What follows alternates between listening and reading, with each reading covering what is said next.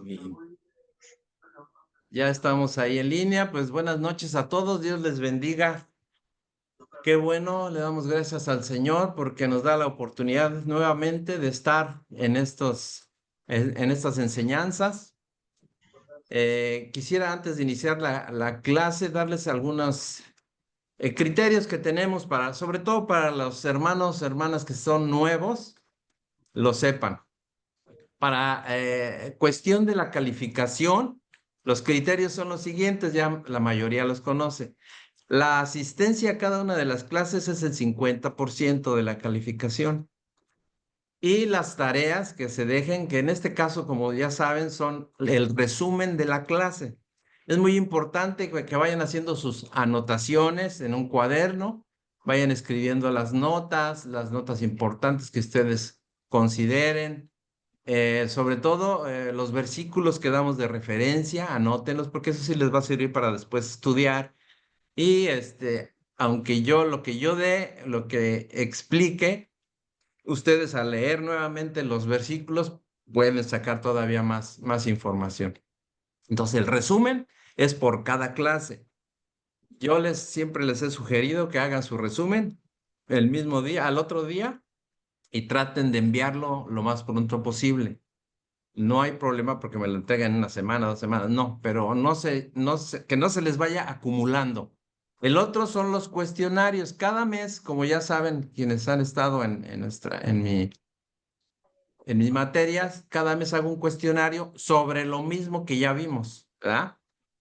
Entonces, ese va a ser el otro 50%, el resumen de clase más los cuestionarios. ¿Qué va a decir? Si son 4 meses, bueno, son cuatro cuestionarios. Entonces, para que lo tomen en cuenta.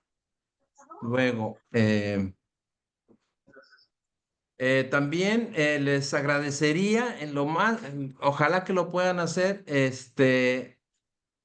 activen sus cámaras y desactiven sus micrófonos para que no haya ruido externo. Eso de preferencia. Pongan su nombre en su dispositivo, porque a veces, si no se llega a grabar la clase, bueno, nosotros podemos verlo en las pantallas. Mi esposa, que es quien está aquí al otro lado, ella me ayuda mucho en esto porque ella toma la captura de pantalla y ve todas las personas que estén conectadas, pero si no sabemos su nombre del dispositivo, entonces pues no podemos hacerlo. Entonces les agradecería en la medida de lo posible, si ahorita no pueden, háganlo fuera ya de la clase. Otra cuestión es, tengan a la mano siempre su Biblia, siempre, como en todo lugar, su Biblia, a donde quiera que va uno, lleva uno su Biblia, ¿sí? Entonces tengan a la mano, si están en su teléfono, bueno, está bien, si están en su computadora, también lo pueden tener. ¿Por qué? Porque como ya saben, quienes han estado en mi clase, les pido leer algunos versículos, ¿sí?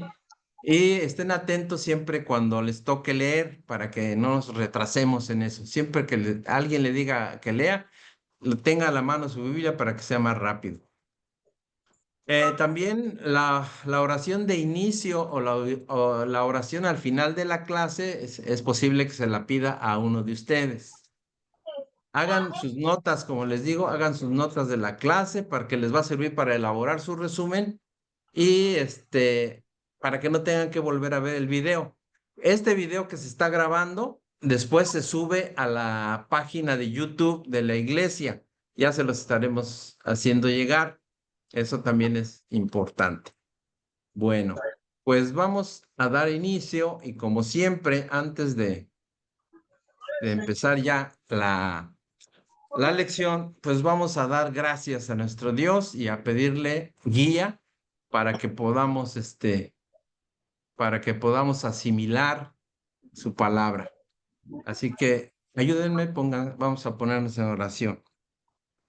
Amado Padre Celestial, te damos muchas gracias, Señor, en esta noche. Gracias por tu bondad, por tu misericordia.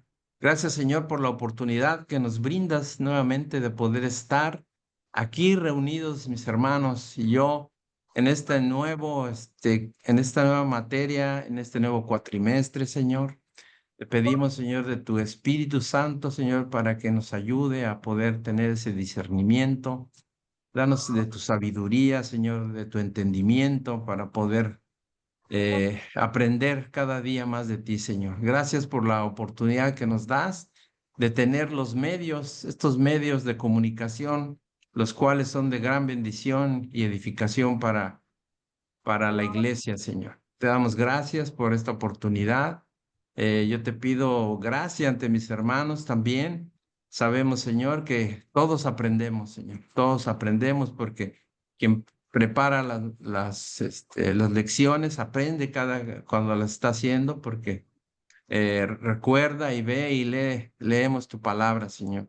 Pero yo te pido igualmente por cada uno de mis hermanos para que todos pongamos nuestro 100%, nuestra atención en cada una de las lecciones, para que tu palabra sea esa que haga rema en nosotros, Señor. Te damos gracias en esta noche, en el nombre de tu Hijo amado Jesucristo, y lo ponemos todo en tus manos. Gracias, Señor, te damos. Bueno, pues vamos a iniciar, hermanos. Bueno, pues esta es la primera clase de la materia de sacerdocio. Sacerdocio es nuestra primera clase y vamos a iniciar. Es la lección número 1, la lección número 1 y se llama sacerdocio. Y se llama la lección 1, Introducción al sacerdocio, para que lo vayan ahí anotando. Introducción al sacerdocio. El cristianismo difiere de todas las religiones que existen en el mundo, en muchos aspectos, incluido, en este caso, el sacerdocio. Hay dos aspectos importantes en que el sacerdocio cristiano difiere de las otras o de las religiones, porque la nuestra no es una religión, es una relación que tenemos con nuestro Señor Jesucristo. Así es. Entonces, hay dos aspectos importantes en que el sacerdocio cristiano difiere de las otras o de las religiones. En muchas religiones, los creyentes no tienen ninguna interacción o influencia directa con su Dios. Los sacerdotes son la única forma de llegar a sus deidades, a su Dios. Sin embargo, nosotros los cristianos no necesitamos pasar por un sacerdote terrenal para llegar a Dios Padre. Quienes estuvieron en la iglesia tradicional recuerdan que el Padre es el que, por el medio del cual nosotros nos podíamos acercar, ¿verdad? A Dios. Aquí no, nosotros podemos acercarnos. Sin embargo, los cristianos, tenemos también que saber de dónde nació todo esto, ¿sí? Y todos tenemos ese acceso, y lo dice la Biblia. Ese acceso directo a nuestro Dios a través, bueno, en el Antiguo Testamento se hacía a través del sumo sacerdote, ¿sí? Y ese sumo sacerdote, bueno, pues ahí se puso. Vamos a ir viendo de dónde viene todo esto, pero a raíz de que nuestro Señor Jesucristo ya resucitó y subió al cielo, Él es nuestro sumo sacerdote, Él es el puente. Y eso lo podemos ver también en la carta a los Hebreos, en los capítulos 8 y 9. Ahorita no lo vamos a leer, pues esos capítulos los vamos a ir viendo durante el transcurso de nuestra enseñanza, pero ustedes tómenlo en cuenta por si tienen oportunidad, pueden leer Hebreos 8, capítulo 8 y Hebreos capítulo 9. Cristo es el único camino hacia Dios Padre. Dice en Juan 14:6, Jesús les dijo, yo soy el camino, la verdad y la vida. Y dice, y nadie viene al Padre sino por mí. A eso lo sabemos. También en Hechos, por ejemplo, en Hechos 4:2, estas son referencias así rápidas, no las leemos del todo, pero ese es lo que vemos en el Nuevo Testamento. En Hechos 4:12 también dice, y en ningún otro hay salvación, porque no hay otro nombre bajo el cielo dado a los hombres en que podamos ser salvos. En consecuencia, los cristianos podemos orar directamente a Dios por todas nuestras necesidades y nuestros anhelos. También habla Mateo 7 y en Juan 16 también lo podemos ver. La Biblia enseña que todos los cristianos somos sacerdotes. En realidad somos un reino de sacerdotes, si recuerdan cuando nos lo dicen. En Primera de Pedro, por ejemplo, ahí lo dice, Primera de Pedro capítulo 2, versículos 5 y 9. Y también lo dice en Apocalipsis capítulo 1, versículo 6. Bajo el antiguo pacto, en el Antiguo Testamento, los sacerdotes son elegidos o eran elegidos de la tribu de los levitas y separados del resto de Israel. También en Éxodo 28, 29, capítulos 28 y 29, y en el Levítico 8, también describen los principales deberes sacerdotales que debían realizar los levitas. Lo vamos a ir viendo de todo esto. Ahorita es de manera general como introducción. Estos sacerdotes ejercían su ministerio en el templo donde el arca del pacto permanecía en el lugar santísimo. ¿Sí? Y está admitiendo otros hermanos que están entrando. El cual estaba cerrado a todo el mundo. El lugar santísimo no podía entrar más que el sumo sacerdote. Y esto lo dividía una cortina grande, pesada y que estaba ornamentada completamente. La sangre de los toros que se sacrificaban se rociaba sobre el propiciatorio donde estaba el arca para expiar los pecados del pueblo. Eso era lo que se hacía en el Antiguo Testamento. Sin embargo, cuando Jesús fue crucificado, si recuerdan, la cortina se rasgó. Dice que se rasgó de arriba hacia abajo. Esto está en Mateo 27:51, indicando que todos los creyentes tenemos ahora el acceso directo a la presencia de Dios. Nos acercamos a Dios mediante la fe en la sangre de Jesucristo y no en la sangre de los animales como lo hacían en el Antiguo Testamento. Gracias al sacrificio de Jesús tenemos nosotros la confianza para entrar al lugar santísimo por la sangre de nuestro Señor Jesucristo. Ahora es por un camino nuevo y vivo que Él inauguró para nosotros por medio de ese velo.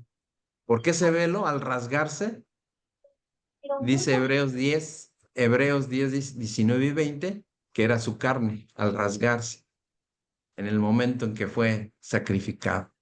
La muerte de Jesús puso fin al sacerdocio del Antiguo Testamento, sustituyendo los interminables sacrificios de animales.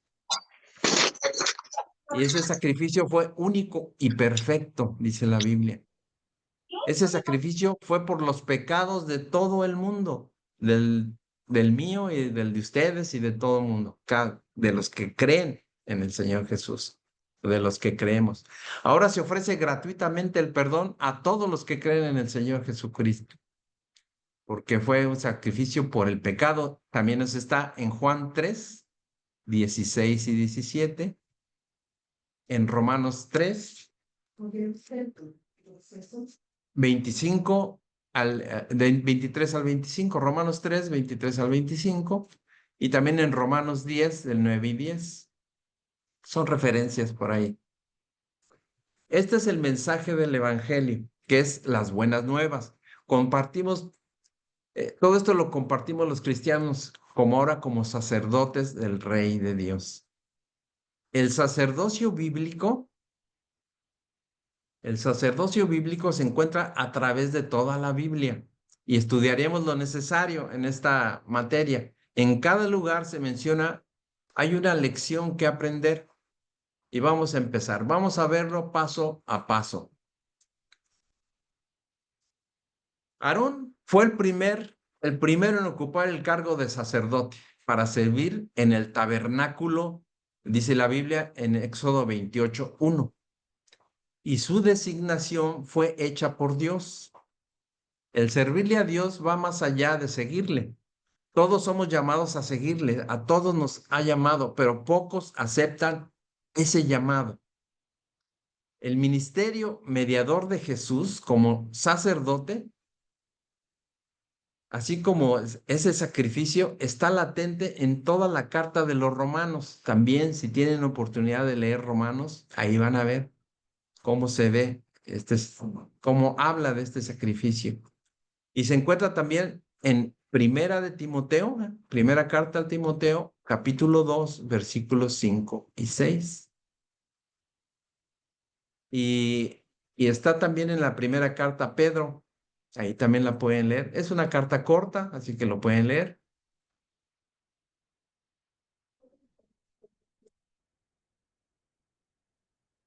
Sí, permítanme tantito, hermanos.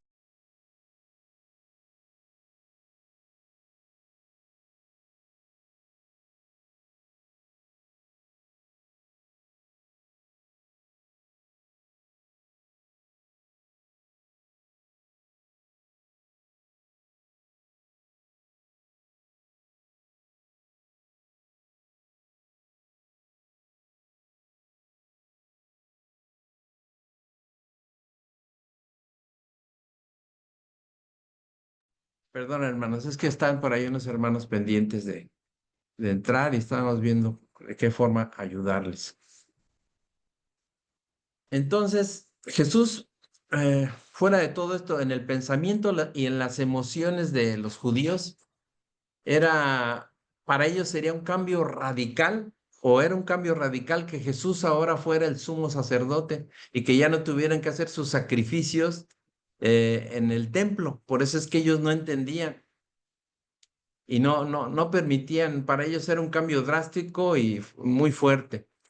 Pero en el libro en la carta a los Hebreos, insisten que para Dios nada menos que esto es aceptable o consistente con los hechos reales. Mientras y hasta que los cristianos, que estos cristianos, los hebreos, vean que el sacerdocio divino ordenado de Jesús tiene sus implicaciones revolucionarias. Eso es un cambio, es un cambio de paradigma para ellos. Pero pues no lo alcanzaron a ver todos, algunos, pero no todos. ¿Por qué? Porque no se podían desligar totalmente de lo que era Aarón y los levitas y lo que ahora el cristiano como nosotros sabemos que Jesús es nuestro sumo sacerdote. En lo que refiere a los ministerios en la iglesia de hoy, en los últimos años, el Señor en su palabra llama a marcar que hay una diferencia entre lo que es un creyente deseoso de servir a Dios y lo que es un sacerdote de Dios. Y es comprensible que los cristianos hebreos al principio, o sea, en el Antiguo Testamento, fueran cautivados tenían como una preocupación. ¿Por qué? Porque por el papel mesiánico de Jesús como profeta y rey. Por ejemplo, él era el hijo de David, cuyo retorno a la tierra con poder se esperaba en cualquier momento, pero ellos no lo veían así. Es también necesario también que comprendan la función como sacerdote y vean que ésta proporciona la llave para abrir el misterio. Dice que en realidad la primera venida, ellos no la han comprendido en el caso de los hebreos, de los judíos.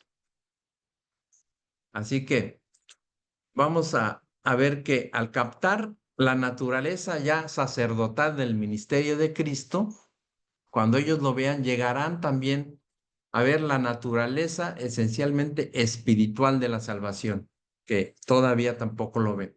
Jesús vino no a expulsar al ejército que ocupaba el ejército romano que ocupaba en esos tiempos Israel, sino a quitar de en medio el pecado, tal como a nosotros, por el sacrificio de él mismo. Dice Hebreos capítulo 9, versículo 26. Vamos a Hebreos capítulo 9, versículo 26. Dice, de otra manera, le hubiera sido necesario padecer muchas veces desde el principio del mundo, pero ahora, en la consumación de los siglos, se presentó una vez para siempre por el sacrificio de sí mismo para quitar de en medio el pecado. Además, este concepto de Jesús como sacerdote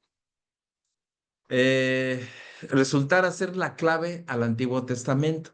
Ahora puede ser revelado el significado y propósito que tenían del sistema de Moisés y de Aarón de sacrificios. Ahora puede resolverse el enigma del lugar santísimo.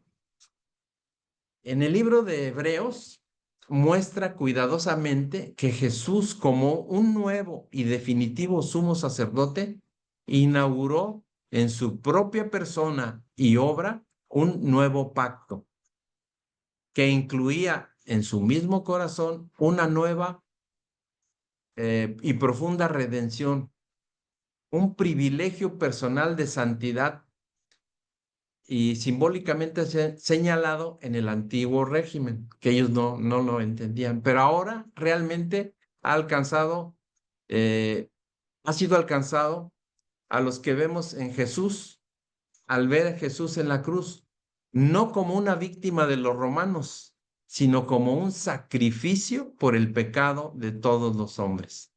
Todo esto debe ser visto como el corazón del cristianismo. Sin esto no hay ni santidad de corazón ni esperanza del cielo. Sin esto la visión de Jesús como profeta y rey está vacía en el contenido efectivo. Como profeta que también dice no se levantaría por encima de sus predecesores. En el Antiguo Testamento se acuerdan los profetas que había y tampoco lo veían como rey los judíos porque pues no lo alcanzaban a captar. Así que ahora sabemos que Jesús es el sumo sacerdote. No hay opción, es obligado. Así lo debemos de ver cada uno de nosotros. Vamos a ver los requisitos del sacerdocio que dice Hebreos capítulo 5 del versículo 1 al 4. La función de un sumo sacerdote es clara. Aquel que es tomado de entre los hombres en el usual orden de Aarón es constituido a favor de los hombres, apartado para este llamamiento divino, para ministrar en lo que Dios se refiere. Esto es lo que tenían establecido en el Antiguo Testamento. El propósito primario de tal ordenación es que alguien oficialmente presentara ofrendas y sacrificios por los pecados.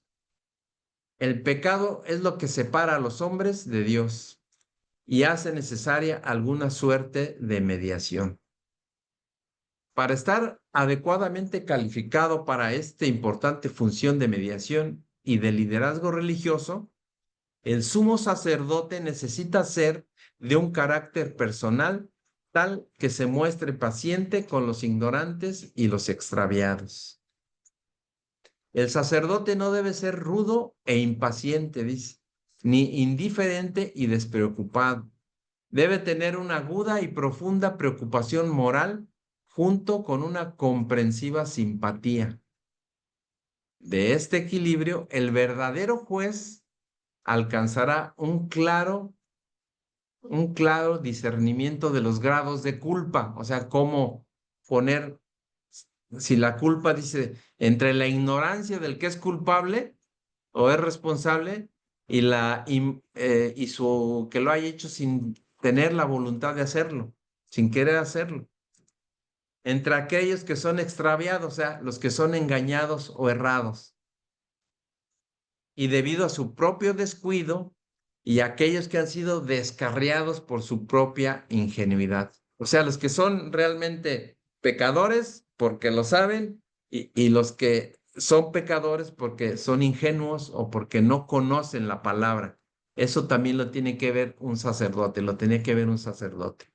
Luego vamos a Hebreos capítulo 4, versículo 15. Hebreos 4:15. Dice la palabra de Dios. Porque no tenemos un sumo sacerdote que no pueda compadecerse de nuestras debilidades, sino a uno que fue tentado en todo según nuestra semejanza, pero sin pecado. Dice, debido a esta debilidad moral en sí mismo, el sumo sacerdote arónico, al decir arónico es de los que provenían de Aarón, debe ofrecer por los pecados tanto por sí mismo como también por el pueblo. En ese entonces, en el Antiguo Testamento, el sumo sacerdote tenía que pedir por sus pecados y por los pecados del pueblo, de los demás. Él mismo no estaba más allá de la necesidad de ayuda de mediación. Es claro que el tradicional orden de sumos sacerdotes tenían cierta superioridad oficial, pero no necesariamente una superioridad moral. O sea, sí eran sumos sacerdotes, pero finalmente también eran hombres y también pecaban, y entonces tenían que pedir también perdón por sus pecados a Dios. Un sumo sacerdote no era un funcionario que se nombrara a sí mismo. No era que decir, yo voy a ser el sumo sacerdote y adelante. No, siempre lo tenía que nombrar Dios. Dios había especificado que solo Aarón y sus descendientes sirvieran en este oficio de sacerdotes. Aquí vamos a ir viendo ya más claramente todo esto. Vamos al capítulo 28 de Éxodo, el versículo 1. Éxodo 28:1, y le voy a pedir de favor a mi hermano Ernesto Córdoba, si está conectado, ya lo vi por ahí, si nos lee, por favor. Sí, pastor. Bueno. Adelante, hermano, por favor. Éxodo 28:1.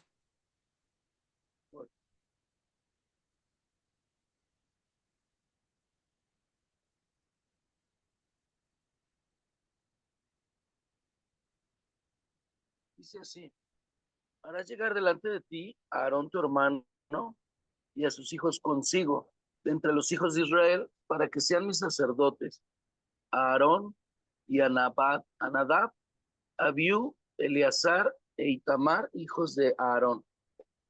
Ven, hermano, gracias. Luego dice que en lo concerniente al tabernáculo terrenal y al culto de Israel, solo el que es llamado por Dios, como en este caso Aarón, puede tener un sacerdocio válido. Así era en el Antiguo Testamento. En otras palabras, Aarón fue un ejemplo de un orden sacerdotal divinamente autorizado por Dios. Pero, aunque los israelitas estaban atados a este orden aarónico, Dios no lo estaba. Entonces luego dice en el escritor en la carta de los Hebreos, más adelante, afirma un orden nuevo y superior de sumo sacerdote, que es igualmente ordenado por Dios. La palabra sacerdote en hebreo es Cohen, con K, H y acento en la E, Cohen, y significa mediador. Los Cohen son varones descendientes directos de Aarón, hermano de Moisés, como ustedes saben. En el Nuevo Testamento, un sacerdote se define como un mediador entre Dios y los hombres. El término de raíz latina está formado, si lo vemos en la raíz latina, por las palabras pons, así como Jiménez Pons o como alguna crema por ahí que haga de pons, que quiere decir puente, más facere con C, facere, que es hacer. Entonces, el significado de la palabra es constructor de puentes. Eso es lo que dice lo que es un sacerdote, es un constructor de puentes y que conecta a dos. En este caso, Jesucristo es el mediador entre Dios y los hombres. Él es el puente. Antes de que se fundara la congregación cristiana, los sacerdotes eran para los verdaderos adoradores de Dios, los representantes de Dios ante el pueblo, o sea, en el Antiguo Testamento, y los encargados de instruirlos acerca de él y de sus leyes, ¿sí? Ellos eran los encargados. Luego dice, a su vez representaban al pueblo ante Dios mediante la presentación de sacrificios, intercesiones y ruegos. Es lo que hacían los sacerdotes. Vamos a Hebreos capítulo 5, versículo 1. Hebreos 5:1. Dice, todo sumo sacerdote, tomado de entre los hombres, es nombrado a favor de los hombres sobre las cosas que tienen que ver con Dios, para que ofrezca dádivas y sacrificios por los pecados. El término hebreo que se traduce por sacerdote, que ya veíamos que es Cohen, pero en el griego es argierius.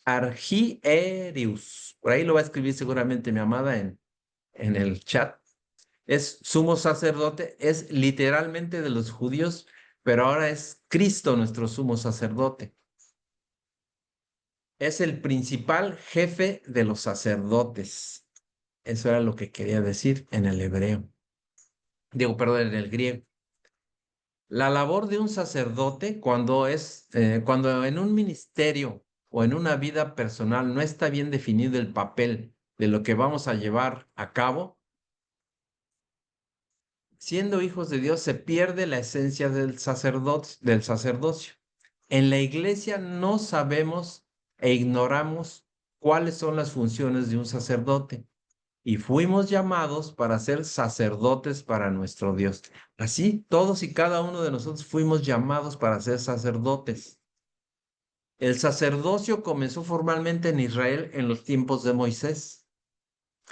Ya hemos estado hablando de eso. En la época de los patriarcas, los jefes de familia ofrecían sacrificios y oraciones intercesoras y cumplían las funciones religiosas en general, pero aparentemente no existía una función sacerdotal aparte. Estamos hablando de antes de que se escribieran las leyes. Por ejemplo, como lo había entre los egipcios, y si después leen con calma también en Génesis 47:22 y en Génesis 47:26, habla de los sacerdotes que había en Egipto. Los hebreos sabían de los sacerdotes. Ellos sabían que ellos así lo manejaban. Y en el caso de Melquisedec, que después vamos a hablar un poquito de él, también en Génesis 14, del 18 al 20.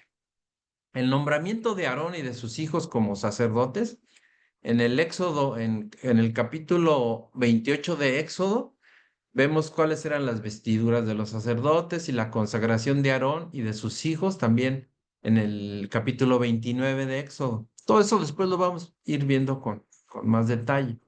También en el libro de Levítico, capítulo 8, ahí también podemos ver. Luego se produce antes de los acontecimientos del Sinaí, o sea, antes de que hubiera que estuvieran las tablas, que estuvieran los 10 mandamientos. Después se designó en especial a la tribu de Leví para oficiar delante del Señor, para hacerlo en lugar de los primogénitos. La tribu de Leví, ahí si leen después en Éxodo, lo van a ver. Y vamos a ir al libro de Números, capítulo 8, versículo 16. Ahí hace también esa mención de los levitas. Números 8, 16, hermanos. Ahorita no les voy a poner a leer a varios porque si no, como empezamos un poquito tarde y luego la introducción, pues podemos llevar un poco más de tiempo. Números 8, 16 dice, porque enteramente me son dedicados a mí los levitas de entre los hijos de Israel, en lugar de todo primer nacido. Eso de primer nacido son los primogénitos. Los he tomado para mí en lugar de los primogénitos de todos los hijos de Israel. La tribu de Leví fue elegida para servir como asistente de los sacerdotes arónicos. Todos los levitas eran los que ayudaban a los sacerdotes y al sumo sacerdote. Ayudaron a limpiar a los israelitas después del pecado cometido por el pueblo. ¿Se acuerdan de aquel acontecimiento del becerro de oro? Bueno, pues ellos ahí se establecieron. Y esto lo podemos ver en Éxodo capítulo 32, versículos 26 al 29. Éxodos 32, 26 al 29, dice así la palabra de Dios. Se puso Moisés a la puerta del campamento y dijo, ¿quién está por Jehová? Júntese conmigo. Y se juntaron con él todos los hijos de Leví. Y él les dijo, así ha dicho Jehová, el Dios de Israel. poned cada uno su espada sobre su muslo, pasad y volved de puerta a puerta por el campamento y matad a cada uno a su hermano y a su amigo y a su pariente. Y los hijos de Leví lo hicieron conforme al dicho de Moisés. Y cayeron del pueblo en aquel día como 3,000 hombres. Entonces Moisés dijo, hoy os habéis consagrado a Jehová, pues cada uno se ha consagrado en su hijo y en su hermano, o sea, en la sangre de su hijo y de su hermano, para que él dé bendición hoy sobre ustedes. Aquellos que permanecieron fieles a los caminos de Jehová restablecieron el orden entre el pueblo, matando a 3,000 de los que habían sido sorprendidos adorando al becerro de oro. El grupo que llevó a cabo el castigo estaba compuesto por los leales hijos de Leví, de los levitas. Luego del establecimiento del sacerdocio arónico, se consideraba una ofensa en Israel que una persona que no estuviera consagrada oficialmente como sacerdote ofreciera los sacrificios rituales formales de un sacerdote. Por eso la rebelión de Coré en el capítulo 16 de Números incluyó la intromisión de las funciones sacerdotales, a pesar de que él y sus hijos eran levitas, inclusive ellos. La rebelión de ellos causó que murieran. Dice Números 16, Números capítulo 16, versículo 8 y 9. Dice, dijo más Moisés a Coré, oíd ahora, hijos de Leví, ¿os es poco que el Dios de Israel os haya apartado de la congregación de Israel, acercándoos a él para que ministréis en el servicio del tabernáculo de Jehová y estéis delante de la congregación para ministrarles?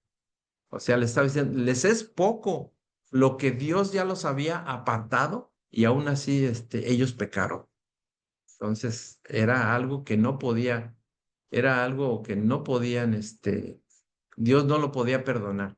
Luego también el rey Saúl fue reprendido muy severamente por una intromisión similar. En Primera de Samuel, capítulo 13, versículo 8 y 9. Primera de Samuel 13, 8 y 9. Dice, y él esperó 7 días, conforme al plazo que Samuel le había dicho, pero Samuel no venía a Gilgal y el pueblo se le desertaba. Entonces dijo Saúl, traedme holocausto y ofrendas de paz, y ofreció el holocausto.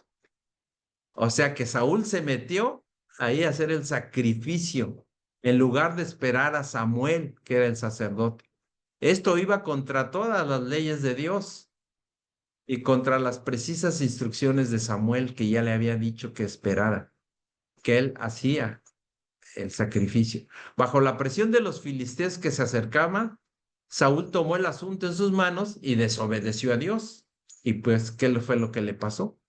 Estaba haciendo algo, o sea, en sí él estaba haciendo o queriendo hacer algo bueno. Estaba queriendo hacer el sacrificio, pero no estaba oficialmente, divinamente, no era el indicado. Él ofreció un sacrificio a Dios antes de una batalla que iba a tener, pero lo hizo de una manera equivocada. Nuestro verdadero carácter espiritual se revela bajo la presión. Eso fue lo que pasó ahí, como le pasó a Saúl, porque él sintió la presión de los enemigos que llegaban, los filisteos, y no aguantó. Los métodos que usamos para alcanzar nuestras metas son tan importantes como la obtención de las mismas. Tenemos que tener cuidado. Por ejemplo, el rey Usías fue castigado con la lepra por esta ofensa. Eso lo pueden leer en Segunda de Crónicas 26, Segunda de Crónicas, capítulo 26, del 16 al 20. Él también ahí se excedió y pues también quiso hacer lo que deberían de hacer los sacerdotes y fue castigado.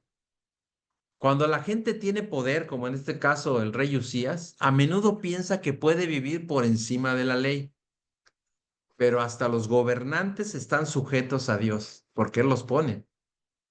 Así lo descubrió Usías. No importa cuál sea su posición en la sociedad, Dios espera que nosotros honremos y adoremos y obedezcamos su palabra. En una misma persona podían combinarse inclusive las funciones tanto de profeta y sacerdote.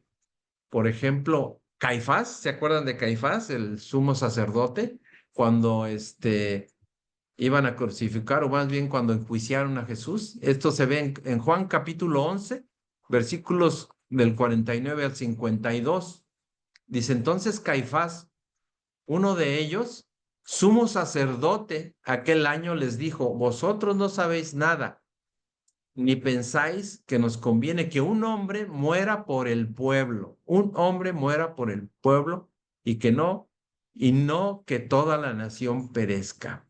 Juan veía en la declaración de Caifás una profecía. Dios usó a Caifás sin que él se diera cuenta, lo estaba utilizando como un profeta y en su calidad de sumo sacerdote para explicar la muerte de Jesús, a pesar de que Caifás no se daba cuenta de lo que decía. Luego también, por ejemplo, Jeremías era miembro de una familia de sacerdotes y él también fue profeta y sacerdote. En Jeremías capítulo 1, versículo 1, ahí dice, Jeremías 1:1, dice, las palabras de Jeremías, hijo de Hilcías, de los sacerdotes que estuvieron en Anatot, en tierra de Benjamín. Ahí podemos ver que él era profeta, pero era hijo de un sacerdote. Utilizado esto de hijo de Hilcías, así lo distinguían a Jeremías, era el hijo de Hilcías. También otros contemporáneos de ellos, de él, por ejemplo, está Ezequiel, fue contemporáneo más joven que él. Jeremías era profeta y a la vez sacerdote. Las funciones de rey y de profeta también pueden recaer sobre una misma persona, ¿sí? Puede ser rey y profeta. Vamos a Hechos capítulo 2, versículo 29 al 31. Hechos 2, 29 al 31. Dice así la palabra de Dios. Varones hermanos, se os puede decir libremente del patriarca David, que murió y fue sepultado, y su sepulcro está con nosotros hasta el día de hoy. Pero siendo profeta y sabiendo que con juramento Dios le había jurado que de su descendencia en cuanto a la carne, levantaría al Cristo para que se sentase en su trono. Viéndolo antes, habló de la resurrección de Cristo, que su alma no fue dejada en el Hades, ni su carne vio corrupción. Ahí estaba profetizando David la muerte y la resurrección de Jesús. Pedro cita en el Salmo, en este que acabamos de leer, de Hechos 2:29, hace cita del Salmo 16, del 8 al 11, donde David explicó esto. Él fue el autor de ese salmo. Y no hablaba de él mismo, hablaba de la muerte y la sepultura y la resurrección de Cristo. Sin embargo, lo que escribió fue una profecía que hablaba del Mesías que resucitaría. El énfasis aquí es que el cuerpo de Jesús no se dejó para que se deteriorara, sino que se resucitó y se glorificó. La línea real de David pertenecía a la tribu no sacerdotal de Judá. O sea, David no era descendiente de los levitas, sino de la tribu de Judá. Y Jesús vino de la descendencia de David. Sin embargo, bueno, aquí vamos a ver. Dice aquí, ningún rey de la descendencia de David podría haber sido sacerdote. Luego dice, en el Nuevo Testamento tenían gran consideración el hecho de que Jesús perteneciera a la casa y al linaje de David. Él venía de ahí, de esa línea. Entonces, ¿cómo podía ser también sacerdote o sumo sacerdote? Sin embargo, el autor de la epístola o de la carta a los hebreos encuentra la respuesta bíblica en esto, en el orden de Melquisedec. Ya habíamos hablado un poquito de Melquisedec. Dice en la carta a los Hebreos capítulo 6, dice así, versículos 19 y 20. Hebreos 6, 19, 20. Dice, la cual tenemos como segura y firme ancla del alma y que penetra hasta dentro del velo. Está hablando como del lugar santísimo, donde Jesús entró por nosotros como precursor, hecho sumo sacerdote para siempre, según el orden de Melquisedec. El velo al que se refiere en el texto colgaba de la entrada del lugar santo. Veíamos el velo que se había rasgado, ¿recuerda? Era para entrar al lugar santísimo. Las dos habitaciones, tanto el lugar santo como el lugar santísimo, eran los lugares más ocultos del templo, eran los que estaban hasta el final. Ese velo evitaba que alguien entrara y mirara dentro o diera una mirada ligera al interior del lugar santísimo. Nadie podía entrar al lugar santísimo porque el que quisiera hacerlo podía morir. ¿Sí? Por eso es que solamente el sumo sacerdote era el autorizado. Él solamente era el que podía entrar. Y eso, solamente entraba una sola vez al año para estar ante la presencia de Dios y presentar la ofrenda por los pecados de toda la nación de Israel.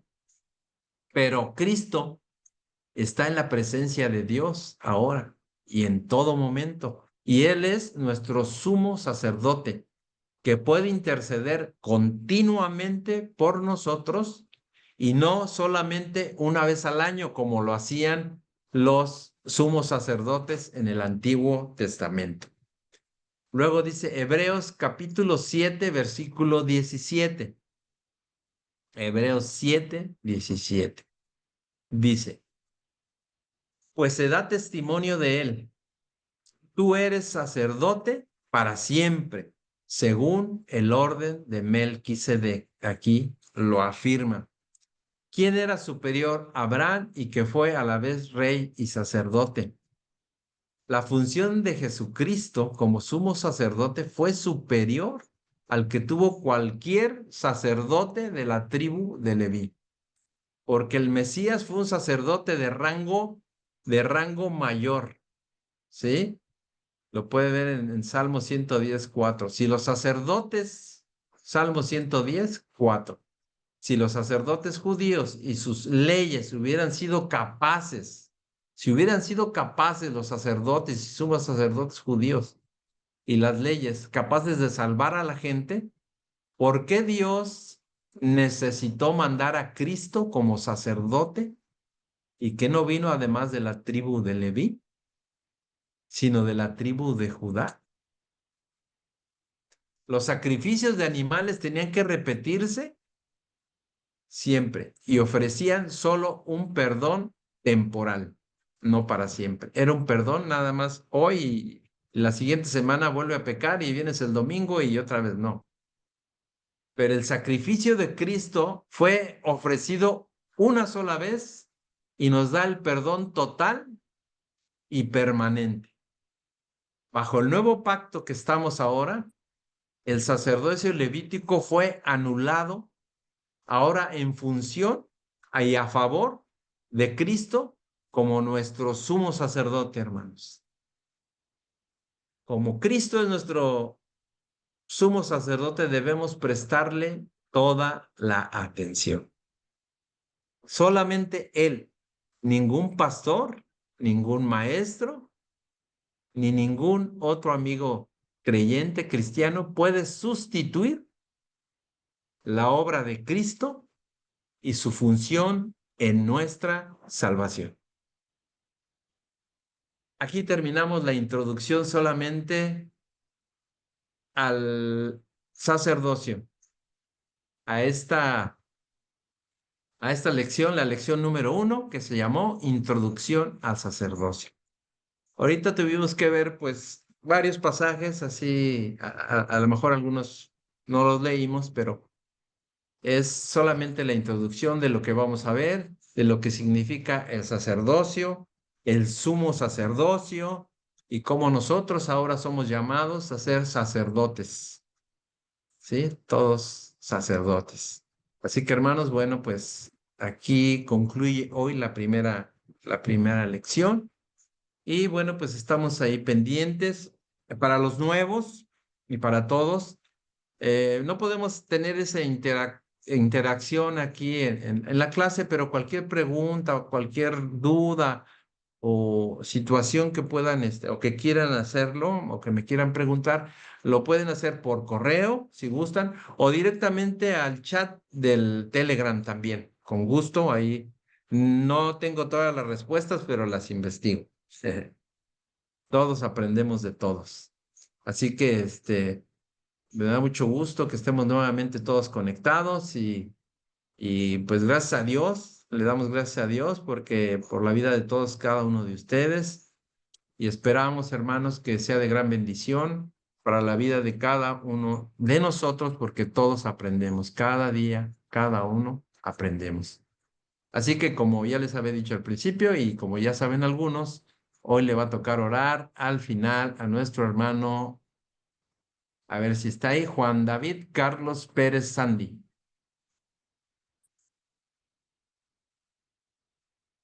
Sí, Puedes pastor. abrir el micrófono, hermano. Adelante, puedes orar y despedirnos en oración, hermano, por favor. Amén, pastor. Ya. Amado Dios, en primer lugar te agradecemos por el inicio de otro cuatrimestre, Señor, y en esta materia que empezamos sobre el sacerdocio, bendice, Señor, la vida del pastor Jaime, la vida de nuestros hermanos, Señor, y gracias por permitir que podamos continuar, Señor, seas tú dando, Señor, la sabiduría y poder continuar, Señor, y perseverar hasta el fin, Señor, y usando, Señor, nuestros dones y instrumentos para tu honra y para tu gloria, Señor. Todo eso te lo pedimos y te lo entregamos en nombre de nuestro amado Jesús. Amén. Amén. Gracias, hermano. Amén, amén. Voy a Amén. cancelar.